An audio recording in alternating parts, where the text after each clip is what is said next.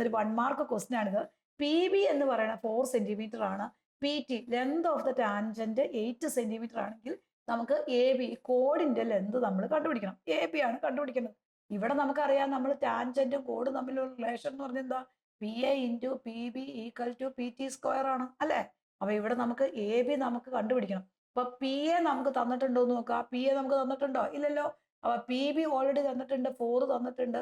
P T square already തന്നിട്ടുണ്ട്, 8. 8ന്റെ square that is equal to 64 വരും. അപ്പൊ പി എ എന്ന് പറയുന്നത് that is equal to 4 into 8 64 വരും. അപ്പൊ that is P A is equal to 64 divided by 4 വരും. അപ്പൊ ആൻസർ ഈസ് 16 വരും. അപ്പൊ ഈ പി എയുടെ ഡിസ്റ്റൻസ് ഇവിടം തൊട്ട് ഇവിടം വരെയുള്ള അളവ് 16 സെന്റിമീറ്റർ ആണെന്ന് തന്നിട്ടുണ്ട്. അങ്ങനെയാണെങ്കിൽ എ ബിയുടെ ലെന്ത് എത്ര ആയിരിക്കും മക്കളെ? That is equal to A B എന്ന് പറയുന്നത് 16 ഈ -4 കുറച്ചാൽ മാത്രം മതി. That is equal to 12 centimetre ആയിരിക്കും. അപ്പൊ ഈ ഒരു ഡിസ്റ്റൻസ് എന്ന് പറഞ്ഞാൽ 12 സെന്റിമീറ്റർ ആയിരിക്കും. That is equal to 12 centimetre ആയിരിക്കും നമ്മുടെ എ ബിയുടെ ഡിസ്റ്റൻസ് എന്ന് പറയുന്നത്. ഇതുപോലെയുള്ള ഷോർട്ട് വീഡിയോസ് ലഭിക്കുന്നതിനായി കുട്ടികൾ ക്ലാസ് ഓവറുടെ ഇൻസ്റ്റാഗ്രാം പേജും യൂട്യൂബ് ചാനലും ഫോളോ ചെയ്യുക. Thank you.